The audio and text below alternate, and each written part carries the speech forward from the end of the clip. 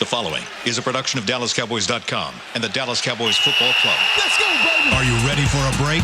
Yes. Are you ready for a break? Absolutely. Ready for a break? Yeah, and so much for that. It's time for The Break on DallasCowboys.com. We were on a break! With Nick Eatman, David Hellman, Ambar Garcia, and Derek Eagleton. Hello, guys. Welcome to another episode of The Break. We are live here in the studio. How are you guys doing? Let me start off with a nice welcoming. How are y'all doing? Hi. Good.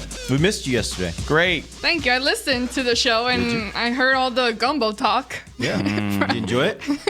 It was interesting. It was an okay show. All right. Yeah. Okay. It was okay. Okay, I but you're listened back through now, the whole so- show, so but it should be better. It was good enough for me to finish listening to the whole show. Okay. Well, we appreciate you listening. Thank you.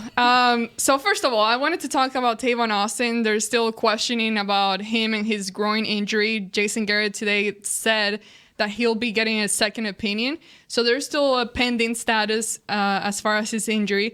But I see on Twitter a lot of talk about this wide receiver, Amari Cooper from the Raiders, and reports of maybe would this be an option for the Cowboys to make a trade here. So I wanted to get your opinion on this. Damn. Bringing out the Louisville Slugger for the first 5 minutes of the show. You're right into it.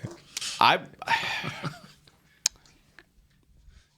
Okay. No. I'm waiting for Dave. Dave, it sounded like you had an answer. I wasn't- know it was such a serious question. Well, yeah. Anytime you're talking about trading for a Pro Bowl player, it's kind of a serious issue for sure. Or sensitive, I should say. I don't know. I would absolutely do it. Do I think I would absolutely do it if the price was right. Amari Cooper is heading into this is the last year of the rookie part of his deal. The next year on his deal is the 5th-year option that first round picks come with. So you'd be talking about paying him something like $12 million, I think, in 2019.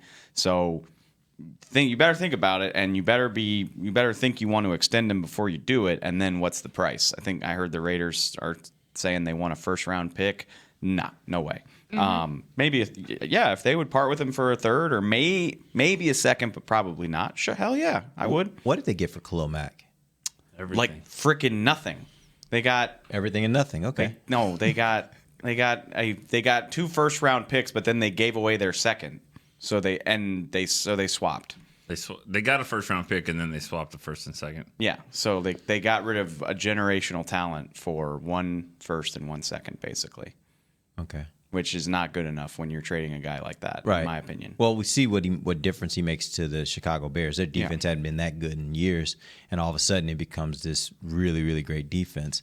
I mean, I think Dave's right on the Amari Cooper thing, but I personally, you know how you talk about telling people what you would do versus telling people what you think will happen? Yeah. I don't think this is the kind of deal the Cowboys do.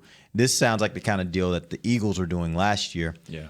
Excuse me, where they were going out and they were pretty aggressive in going to get guys via trade or whatever. But this doesn't sound like the kind of deal the Cowboys have typically made over the last several years. Well, we've said all along that Sammy Watkins was their number 1 free agent target. We didn't think that he would make a big difference on this team. We didn't think that Dez would make a big difference on this team. You know, I mean, when you're talking about the Raiders have an offensive line, I don't know if it's as good, but it's been pretty good. Their quarterback is a better quarterback, I think, as a passer than Dak. So what's the problem with Amari Cooper? If that's the case, I mean, would he definitely make an impact here? I don't know. If these other guys aren't, I don't know how he would. I think Amari Cooper sounds like he's having a very Dez-like season. Derek Carr's not playing as well as the contract indicates that he should. There's just a whole host of problems there. He's dropping balls. He's getting lost in game plans. Defenses are scheming him out of things, which I'm not saying he's not a good player or that he wouldn't be good on this team, but he's got troubles of his own. And kind of like what we talk about with Dez. And, yeah, Sammy Watkins is like, is he going to be the magic pill that fixes this offense? I kind of doubt it. You know, I think that it's like first round grades. You know, there's how many first round grades typically are there? About 17 or 18, something like that. Well, that means, you know, there's 14, 15 guys that are getting picked in the first round that don't have a first round grade. And it's the same to me with number 1 receivers. well, what's a number one receiver? Are there 32 number one receivers in the league? There's like 6 or 7. So there's guys out there that are getting paid like number ones, drafted like number ones, and are the number one receiver, but they're not actually playing like a franchise player. And I think he's one of those guys. I think Dez was in that same boat too. So it's like, yeah, you're the starting wide receiver on a football team, but you're not really a number one. I think there's only about 10. Okay, I have a fun little game here for you then. Before we start talking about the Redskins. I would do it for a 3rd-round pick, though. I would. I would if the number was right. I mean, and to me, maybe even 4th round. Like I don't know if I'd get up to 3rd, but somewhere in that range, I think is fair. I think it's fair. Well, again, the biggest discussion is, okay, what wide receiver you could bring in here that could actually make a difference to where it would work with Dak and get the offense moving. So name those 6 to 10 that you were just mentioning. With that being said, I want each of you to pick one wide receiver that you think would absolutely make a difference on this team. Obviously, this is not realistic at all, but if you could choose, doesn't matter the price, doesn't matter where From the another player's team? coming from. Yes. Did you watch the happy hour last night? I did not.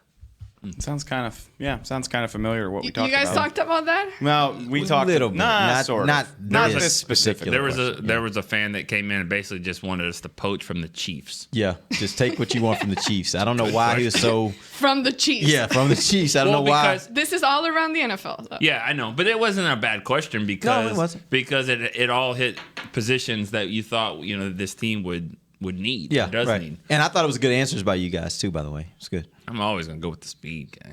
I know you Okay, are. so who would be your wide receiver? Okay, sorry. Let's play the game. I got my answer. I got mine too. Good to go. Yeah, go. I'll give me Michael Thomas from New Orleans. Honestly, DeAndre Hopkins is another guy just because he's such a freak. Don't take 2.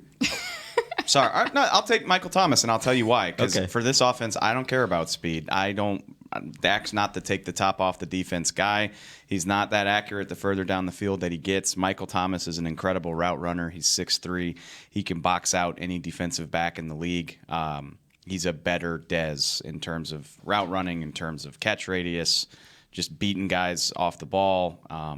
I think he would be great for this offense because this ain't that high flying, throwing the ball 80 yards down the field offense anyway. And I think he would complement what they want to do perfectly. Okay. The reason I said don't take 2 is because you're taking mine. Hopkins, That's yeah, what I know. you're I would picking. take Hopkins, and the reason I take Hopkins is That guy's because pretty good. of all the number 1 receivers in the league, of all those 6 to 10 guys that you mentioned that would be considered number 1 guys, he's the only one I can think of right off the top of my head that has been able to produce regardless of the quality of the quarterback. And so if you have issues about whether you think this quarterback is accurate enough or can throw the ball in the right place and be able to throw guys open, as we hear people say all the time, then DeAndre Hopkins is the guy you want because he's shown that he can do it no matter who the guy is that's throwing the ball. He'll make that quarterback better. And so from that standpoint, if you want to put somebody in that immediately helps this offense, somebody like DeAndre Hopkins can do that. Let's take Antonio Brown. I mean, Might as well, right? If we're gonna play the game, let's just play the game. I mean, I would say the other guy in New York, but he's a problem, And he always is, and I Those don't know. LSU guys. Well, no, it's not that. It's just he's the typical wide receiver diva. I mean, unbelievable talent, but he's got so much distractions. And if Eli is a problem for him, I'm sure Dak would be too. So, Antonio Roethlisberger's great. I get it. I get your point about Hopkins, and all of them would be good. Antonio Brown's not a diva.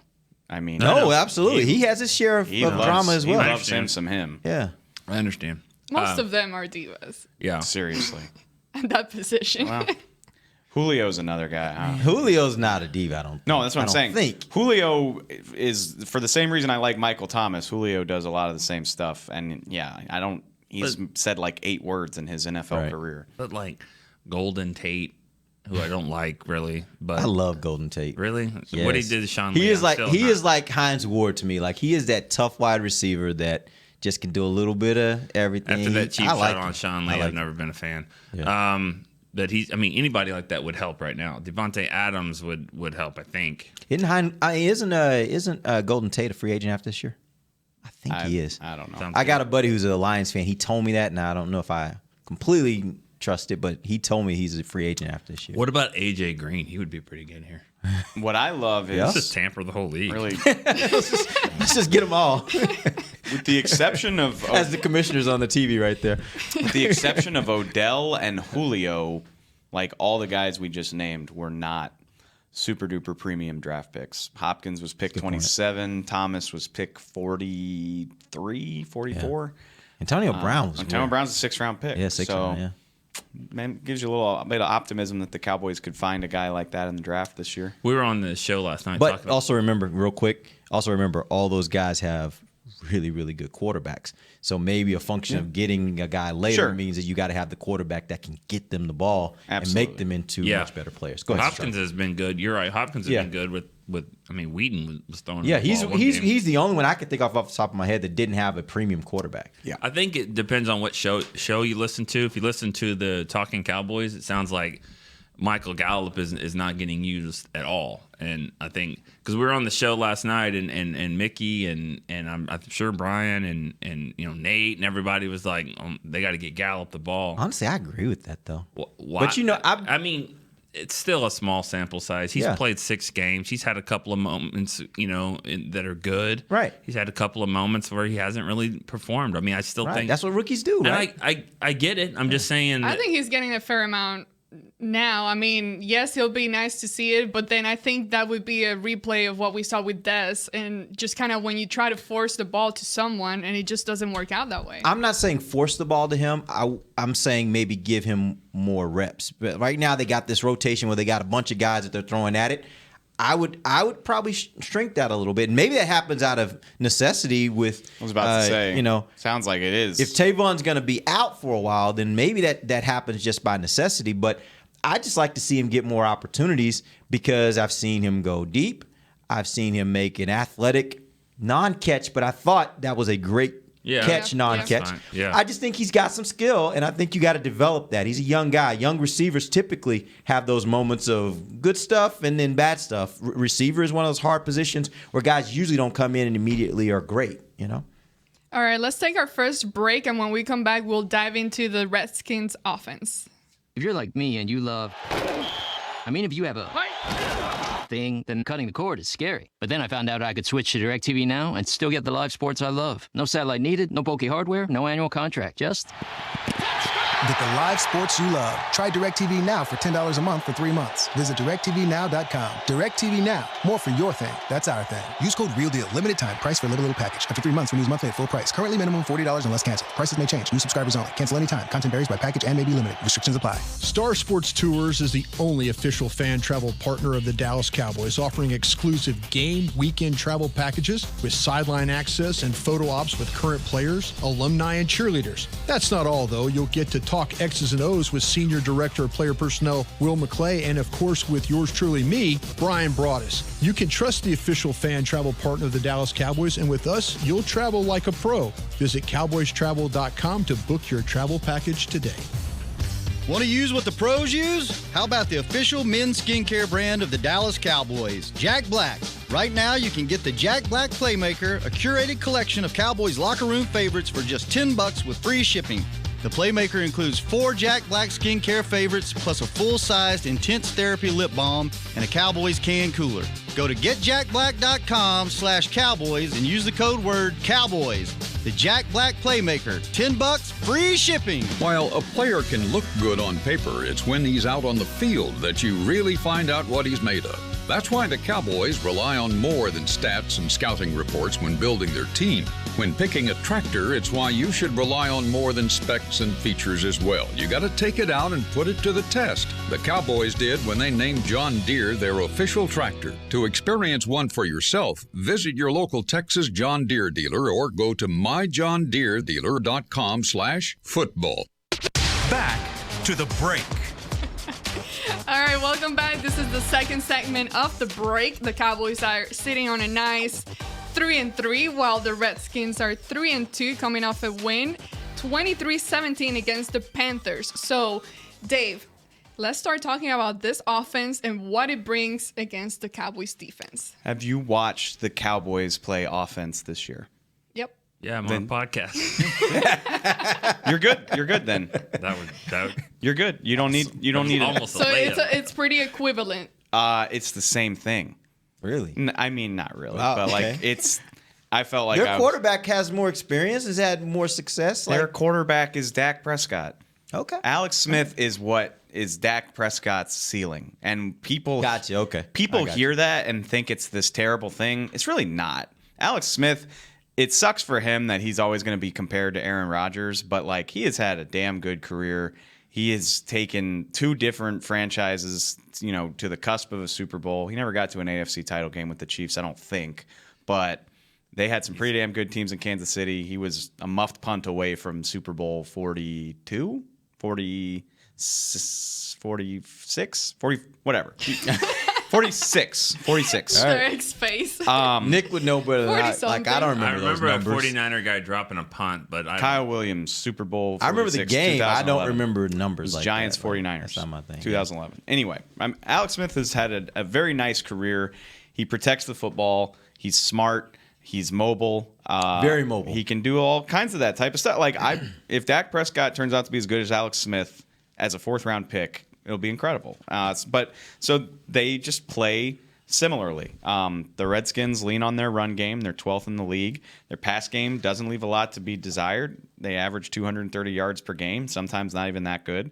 And they're not scoring a ton. They're 24th in scoring and 25th in total offense. You see a lot of the same stuff, but it's different personnel. So, like, we talk about how we hate the Cowboys' commitments to the tight ends, given the tight ends on their team. The Redskins run a ton of 12 and 13 personnel, but it works better because their tight ends are better. They got a freak in Jordan Reed. They got a former first-round pick in Vernon Davis, who definitely found new life when he got to Washington. Is Jordan Reed healthy? He's playing, yes. Okay. Yeah. I mean, the reason I ask, he always is hurt. I know, I think it's a fair question. That's well founded, but he's played every week this season, or most of them. That's good. Yeah. They also have Knicks guy Jeremy Sprinkle, underrated little third tight end. Jeremy Sprinkle, like Arkansas. Name. Sprinkle me, man. Woo pig suey. He'll steal a catch. He'll steal a catch or two from you if you're not careful, Belk. Anyway, I don't know why we're already talking about Jeremy Sprinkle, but yeah, so you see a lot of the same stuff. You run to set up the pass. Adrian Peterson's the story here. I shudder to think what this offense would look like with Darius Geis if he was healthy. I know. It's good for the Cowboys that he's not. For this year. Yeah, Adrian. Chris Thompson, too. I mean, and that's the thing here is Chris Thompson and Jamison Crowder really make this thing go in terms of the passing game. I mentioned the tight ends, and they love to use them, but everything else is really pretty meh. Like, again, it reminds me of the Cowboys. Like, they don't have a bona fide receiver that they trust. Josh Doxson is trending toward a bust of a first-round pick. Really? Is it that bad? I mean, he's been hurt for so much of his career. He makes nice plays, and he shows the potential for the circus catch. He just hasn't done it on a regular basis. I think he's got 8 catches this year. It's not great. Paul Richardson's the free agent that they brought in from Seattle. He'll get behind the defense. He's fast. He had a big long touchdown against Green Bay, but again, not any kind of consistency. Like, the consistency here is the tight ends are versatile and can play in line and out. And then Jamison Crowder is kind of your Tavon Austin, for lack of a better comparison. He runs underneath. They motion him. They do all kinds of stuff with him. And then Chris Thompson is your web back. The thing is, Crowder and Thompson are hurt right now. They did not play against the Panthers, and it showed. They didn't look super impressive to me. Are they back?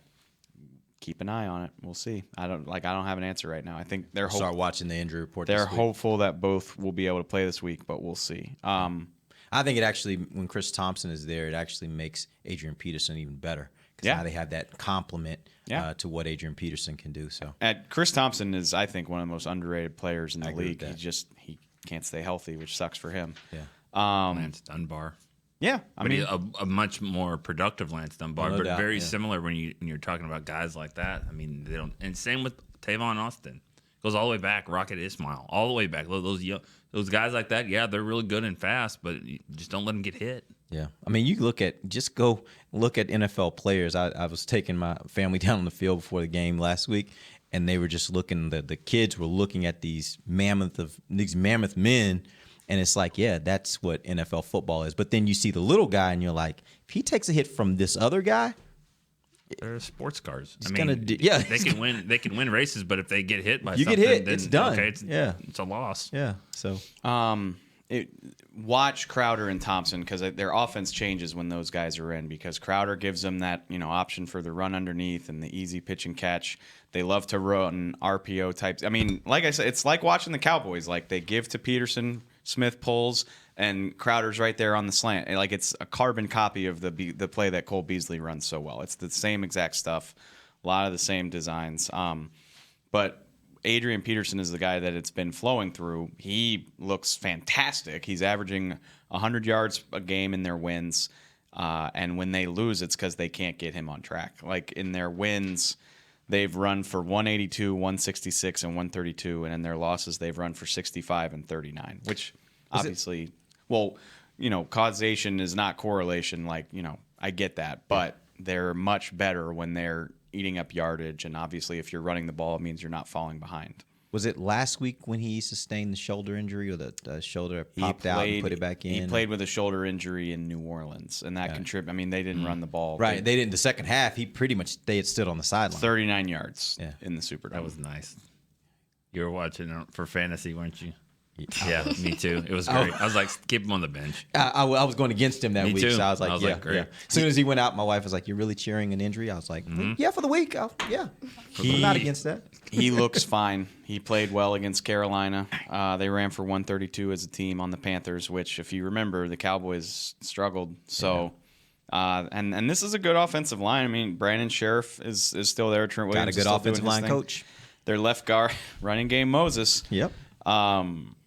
Their left guard, Sean Laveau, is dealing with some stuff, so that's another thing to watch. But this, like I said, this looks a lot like the Cowboys. Like when they can do what they want to do, it looks really good. They're running the ball, and then when they're not, they don't have a lot of fallback options. So the big difference for me is the tight ends, because Reed can do everything. It's not fair because their 11 personnel when he's out there looks way different from the Cowboys' 11 personnel.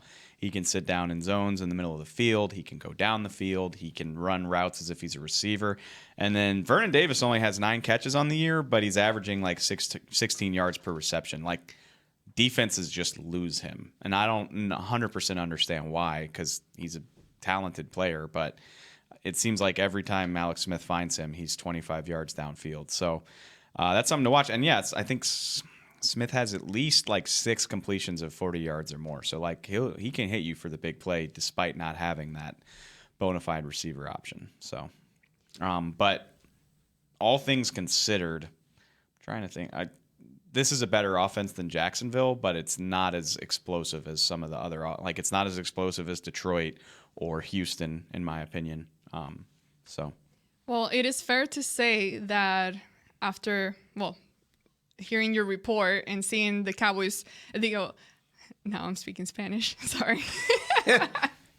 After seeing the Redskins offense playing, you would say that obviously the Cowboys defense is the better team against the Redskins offense. But it is also fair to say that after what we saw last weekend against Jacksonville and the expectations going into a game playing against the NFL's best defense at the time, you saw what happened. So, with that being said, anything could happen. Therefore, what would be the most concerning thing as far as the Redskins offense matching up against the Cowboys defense? I like the matchup in the run game. I mean, Dallas is a top 10 run defense, and they haven't just – I mean, I know, the Seahawks just pounded them, but it took them 35 carries to get to 100 yards. But they didn't – yeah. Yeah, no, they were averaging like 3.2 yards per carry. So the Lions did gash them. Like, they didn't give Kerryon Johnson anywhere near enough touches. That's a much better passing game, though, right? It is. Those 3 receivers that they got in Detroit, probably the third best is as good, if not better, as the best one in Washington, right? Yeah. No, I would agree with that. I think if you line up these 6 players, right, line them up Bortles, Eli, Stafford, Watson, Russell Wilson, and Cam Newton. Who wins the race? What 3 guys win the race there? Running, just speed? Probably Watson, Russell Wilson, probably Cam Newton. Yeah. So they all won too. I mean, they all beat the Cowboys. So I think that the running part of the quarterback, when you think about that part, just the mobility of it like that. Yeah. So that would be the one thing that, I think you'd have to worry about. Alex Smith is mobile. They don't use him that way. At least they haven't been. Maybe, this is where would you rank his mobility compared to these guys that you talked about? Not as 19th in the league. 19th. That's where he. I don't know. I don't think he's better as a runner than either of those 3. No, but he's better. But he's the guy. He's the guy that. He's the. Well, no, I wasn't gonna say that. Yes, because he's white. His name is Alex Smith. But no, when they scout him, they're not scouting him based upon him being a white quarterback. I think the thing about it is, he seems to be that kind of quarterback that'll catch you. Like, it's a part of the offense for those other guys to run. I don't know that it's necessarily part of the offense, but he will catch you in a bad situation, and before you know it, he's 20 yards down the field. That's why he's so dangerous. And that's kind of what Dak has been, unless the Cowboys are going to use him a little bit more. But Dak will definitely catch you as well. But if they're going to start running one of those plays, but they don't really run Alex Smith. They don't scheme runs for him. But the thing, and he can do that, which we said Blake Bortles could do that too, and he can. The thing that sucks is he can take a well covered play and just turn it into a 6-yard gain, and he does that with regularity. Just because he's athletic. So what I like though is these two young linebackers that can both run. So that helps. Right? I like them for another reason too, which is that's awesome that Sean Lee might be able to come back this week. But Leighton Vander Esch sounds like a guy who can help you with these tight ends a lot. True. And so that both of them, obviously, they're both pretty good in coverage. And I think that's the thing that scares me the most. The Cowboys don't deal well with tight ends in recent history, and Byron Jones doesn't do that anymore. So the more athleticism to cover a Jordan Reed you have, the better, I think. Because that is the mismatch that scares me the most with Jordan this offense. Just Reed and Vernon Davis. Again, he's not a high volume guy, but he'll break your back if you're not paying attention to him. So would you go the option of maybe saying, I'd rather put a linebacker, Vander Esch in this case, covering him than I would a safety, bringing a safety down to cover him? Yes, absolutely. Because Vander Esch said this on the conference call yesterday. He's like, well, I can't run with D.D. Westbrook. That's, I can't, which, obviously. But I think he can run. I don't know if there are many cornerbacks that run with D.D. Westbrook. I think he can run with Jordan Reed. Yeah. And he's not giving up size to him the way that a Kayvon Frazier or certainly Xavier Woods would. So, yes, I would like that. That's my idea. Let's take our final break, and when we come back, we'll keep talking about the Redskins, and we'll answer some of your questions. So hit us on Twitter at Cowboys Break. While a player can look good on paper, it's when he's out on the field that you really find out what he's made of. That's why the Cowboys rely on more than stats and scouting reports when building their team. When picking a tractor, it's why you should rely on more than specs and features as well. You got to take it out and put it to the test. The Cowboys did when they named John Deere their official tractor. To experience one for yourself, visit your local Texas John Deere dealer or go to myjohndeeredealer.com/football. It's time for Tailgate with the OtterBox boys. OtterBox, the makers of those crazy protective phone cases? The one and only. They're also wild about protecting parking lot parties from sad drinks. It's why they made elevation tumblers. Rumor around the crockpot is they're made from stainless steel with a copper lining to keep temps hot or cold. True, they even come in 7 different sizes, up to 64 ounce, the growler. I like how OtterBox drinks. Thanks. And that's been Tailgating with the OtterBox boys. Check out all the colors and sizes of their elevation tumblers at otterbox.com. Want to use what the pros use? How about the official men's skincare brand of the Dallas Cowboys, Jack Black? Right now, you can get the Jack Black Playmaker, a curated collection of Cowboys locker room favorites for just $10 with free shipping. The Playmaker includes 4 Jack Black skincare favorites, plus a full-sized Intense Therapy lip balm and a Cowboys can cooler. Go to getjackblack.com/Cowboys and use the code word Cowboys. The Jack Black Playmaker, $10, free shipping. Star Sports Tours is the only official fan travel partner of the Dallas Cowboys, offering exclusive game weekend travel packages with sideline access and photo ops with current players, alumni, and cheerleaders. That's not all, though. You'll get to talk X's and O's with Senior Director of Player Personnel Will McClay, and of course with yours truly, me, Brian Broaddus. You can trust the official fan travel partner of the Dallas Cowboys, and with us, you'll travel like a pro. Visit cowboystravel.com to book your travel package today. A man's Stetson doesn't just protect him from life's elements. It projects an unstoppable and legendary spirit, just like the men wearing silver and navy on the field every Sunday. Since 1865, Stetson hats are American-made with pride right here in Texas. They are still the official crown of all self-respecting Cowboys. And Stetson is proud to be on the field with America's team. Find Stetson hats in the Pro Shop or at Stetson.com today. Back to the break. Nestle the boys and Tommy John, the softest, most supportive underwear out there. They're featured packed. I don't like that, but they're featured packed and feel amazing. If you disagree, they're backed by the best pair you'll ever wear, or they're free, guarantee. So if you don't think this is the #1 underwear that's ever been on your body, send it back. Give it a try. Send it back, and they'll say, all right, we'll give you your money back. But I doubt you'll do that because I think it's the best underwear I've ever had. I think Dave agrees. I'm wearing the ones with the Cowboys emblazoned on the butt right now. Is that really? Is that what happens when they win 40-7? You No, go that's all in. what happens when I get to the bottom of the laundry drawer. I'm like, well, or the underwear drawer. How excuse often me. do you get to the bottom of that Such drawer? a fan. Do you clean regularly? I'm turning 30 in a couple months. Like, I do laundry. Okay, I'm just asking. I do laundry. Okay, I'm just asking. Like, Some when? people I don't know, would every think that 2 weeks. forgetting to bring underwear on trips would probably signal that maybe you That was forget an sometimes to do oversight. laundry. That I'm was just an saying. oversight. Anyways, if you want to go there, TommyJohn.com/Cowboys. They have underwear with the Cowboys down there, down the side. You can Down wear the it. side, It's yeah. fun. I don't know. Maybe there's other stuff. I don't know. Okay, bye. I bit my Okay, tongue bye. 3 times. You what? I bit my tongue 3 times. Okay, That's good. Let's Good. keep So I don't doing have to that. hear Nick. Oh, Amber, so inappropriate. Okay. That was good. Anyways. Sounded like You did. Just like him. Exactly how Pretty I good. talk. All right. Well, very important game this weekend. And Hey, as real Nick, quick, before what? you say that, there's also a really important game that we're going to release tomorrow. There's a video. I just wanted to kind of let people know.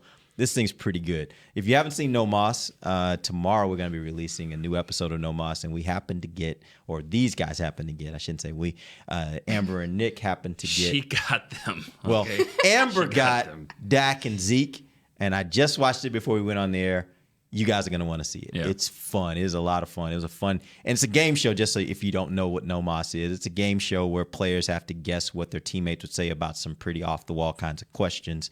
And the two of them faced off in this particular episode, and it was good stuff. So make sure you check it out tomorrow. We'll have it out tomorrow for you to watch on all of our different platforms. Go ahead. Sorry. We'll release a little tease today, so Yeah. check that out. Thank you, Derek, for the little promo there. All right. So very important game this weekend, and according to Nick, this might be, and a lot of people would agree that this might be a very decisive point in the season, turning point in the season for the Cowboys. Now, we keep talking about the road games and home games, and as of right now, clearly the road games have not been working out for the Cowboys, but we know that Jason Garrett knows how to play against the Redskins and kind of figure them out a little bit. What are the expectations going into a road game again? And obviously, after coming off this kind of win, could they keep this going this weekend? Well, I think that it is a turning point game if they want to turn. If they don't, if they just want to keep going back and forth, then it won't be a turning point, and that'll be a loss. I mean, if for them to turn this thing upward, then they're going to have to win. And like you said, I mean, this is a place that I think all division games are like that, where you're familiar with everything. You get there, you know exactly where the locker room is, you know exactly where the 25-second play clock is, you know all that kind of stuff. There's a lot of Cowboy fans there, so it's away from home, you're still comfortable being there, and I think that the Cowboys have always just. They've been a better team than the Redskins for a long time. So it helps when you go on the road and you're comfortable and you win. And they're going to have to hope that this time. I don't know if they're a better team this The year. interesting thing is, even when they haven't necessarily been a better team, That's they true. still They've have won. always like recently in recent history, like it is a lopsided affair. Now the games aren't lopsided; they're close games, a lot of them. But for whatever reason, the Cowboys have managed to win and win consistently against this team, whether they're at home or on the road. 8-2 since RG3 and Alfred Morris swept them in 2012. 5 years, 8-2. That's amazing. 5-0 at FedEx, 4-0 with Dak, and yeah, shouts out to all y'all in the DMV. I know there's a bunch of y'all listening to this. Like, this isn't going to be a road environment. There's going to be a ton of Cowboys fans. And they go hard. Like FedEx. I mean, I don't want to go in too hard, but like I could go for 15 minutes about all the things I don't like about FedEx Field, and want to like. Sure, let's do it. No, it's out of the way. It seems like it's a pain to get to, and maybe because the Redskins haven't been good in forever. Redskins fans don't really seem to like their franchise that much. You know what I mean? Like press box view, though. Press box view is the worst in the league. And the food. The food is the worst in the league. I do not like this stadium. Traveling to the stadium is the worst. Like, it was built in. worst. I wasn't going to go all in, but yeah, it was built And the Cub guys, seeing the Cubs with the big M16s, guns, yeah. that is kinda uncomfortable and it's scary. Stadium was built in the 90s, right? They played at RFK up until not that was long built ago. in the 90s? Yes. Right? Is it not a dump? It is a dump.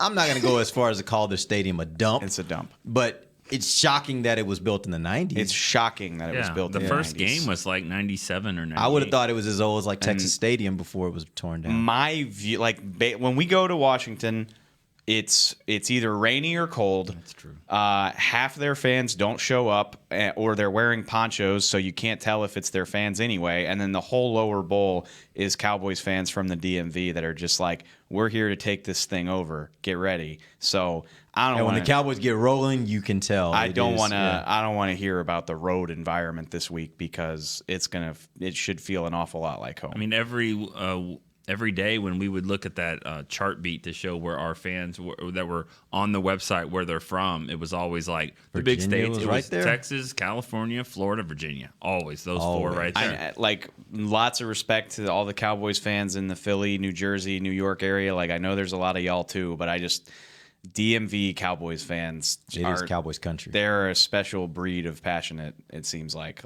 All the craziest people I hear from seems like they're from that area. Yep. Here's a question from Bulldog Steve. Do you guys see our offense running as many naked boots as we did last week? Seems like the defenses are really keen on that now. Either way, I mean, whatever it is to kind of get him in space and let him roll out there, whether it's the run pass option, whether it's the bootlegs, just get him out there like that and make them think about it, because I think he can, he needs to kind of make that decision a little earlier. There was a play where he got the first down. He was rolling to the right. There was a linebacker chasing him. He was still looking to throw.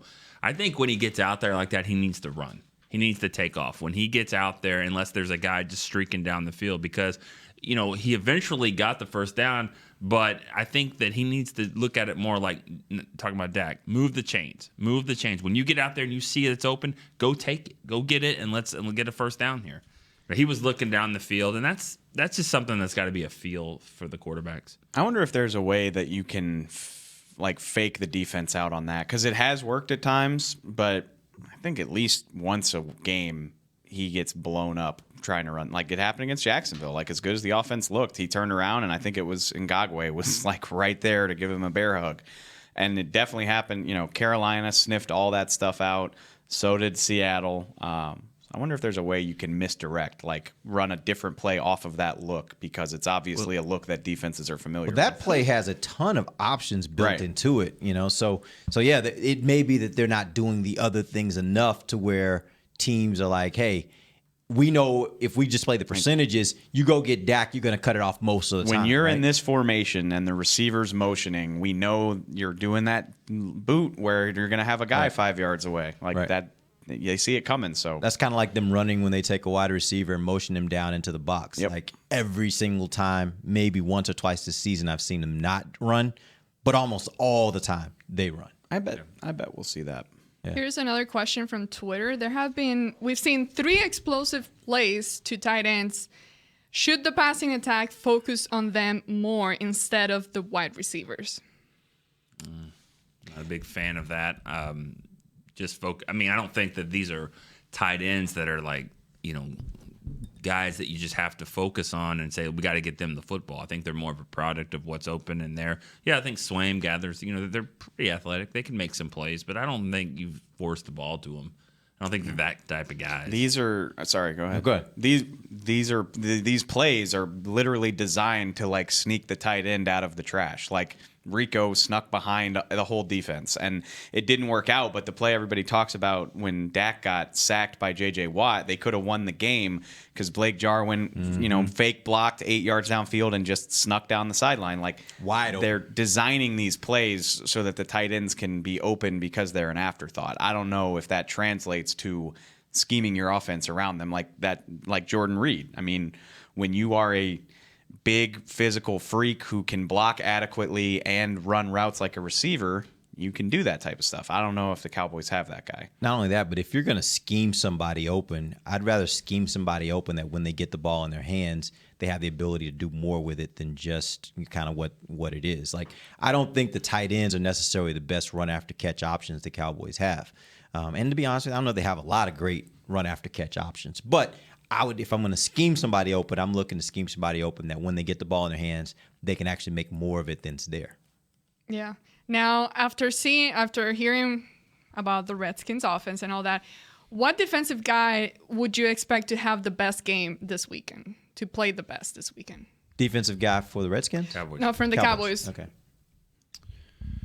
Man, it better be the linebackers. I would love it if these linebackers kept it up. Yeah, between Adrian Peterson and these tight ends, I think they both. And Chris Thompson. I mean, there's a lot to worry about here. Yeah. And the quarterback running. And there's a lot of stuff to worry about. These are famous last words because I slandered Keenan Allen for a week last year, and he made me eat every word of that. But I like Byron. I like these cornerbacks against their receivers. Like, I'll be surprised if these receivers just eat them for lunch. How much do you worry, though, that the best option they have at wide receiver is a slot guy and the weakest point of your cornerbacks is the slot? I don't know that I'm ready to concede that. I'm really well. You think Anthony Brown's better than Cheeto or Byron? As of right now, it's Jordan Lewis anyway. Like Cheeto hasn't played in 2 weeks, so. Gotcha. I think Jordan Lewis has played really well in those opportunities, so I'm okay. I feel all right. We'll see though. But that's my point. You're right. It's still the weak point. Yeah. I don't know. That doesn't bother you. That doesn't make you concerned at all. They've been better about rallying to plays since what happened against Detroit. So, yeah, I'm feeling. I feel all right. I feel all right.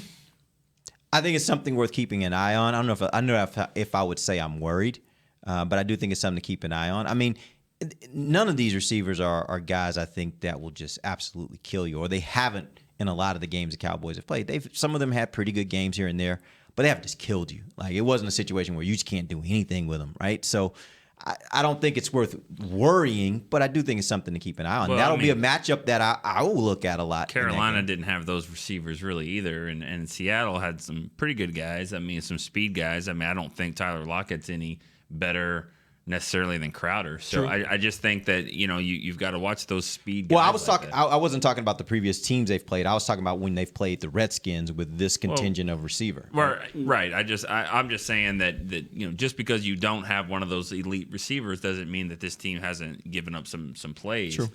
We have I disagree with you a little bit though, 'cause especially when Kirk Cousins was here and Deshaun Jackson. I mean, you're going way back. Not really. That was how long ago was Deshaun Jackson there? 2016. Really? That long ago. We know you're not very good with time, Eric. That seems like forever ago. Kirk Cousins in the two games that Deshaun Jackson being in Washington. In the two games, the Cowboys beat Washington in 2016. Kirk Cousins averaged like 400 yards per game and was just taking deep shot after deep shot. And Paul Richardson can do that. Josh Doxson can too, but they haven't been doing it often. Yeah. So it scares me a little bit less. So maybe they'll break that out this week. It's something to watch, but I still like. Well, Deshaun ain't there anymore. Neither is Kirk Cousins. Yeah, so I like Byron in that matchup, and if Cheeto can go, I like him too. So. Albert Connell's not there either. And I know. There's Michael Westbrook. And what about Santana Moss? Albert Connell. That is a name I have not heard in a long time. Art Monk. Art Monk. He is still there. He is still there. Yeah, Okay. we'll see him in the press box with Doug Williams. Yep. In All their right. cheering press box. Yep. No cheering. If we went to Oakland on a regular basis, that would be my least favorite trip, but we don't, so it's FedEx. It's just it's the worst. As in probably 2 or 3 years, I think the Raiders trip will probably be one of your favorites. So yeah, you're probably right about see that. how that goes. Yeah. All right, very, very fun conversation there. Interesting topic. We'll be back tomorrow to discuss the Redskins defense against the Cowboys offense. For Derek Eagleton, Nick Eamon, David Hellman, I am Amber Garcia. We'll be back tomorrow on Cowboys Break. This has been a production of DallasCowboys.com and the Dallas Cowboys Football Club. How about this, Cowboys? Yeah!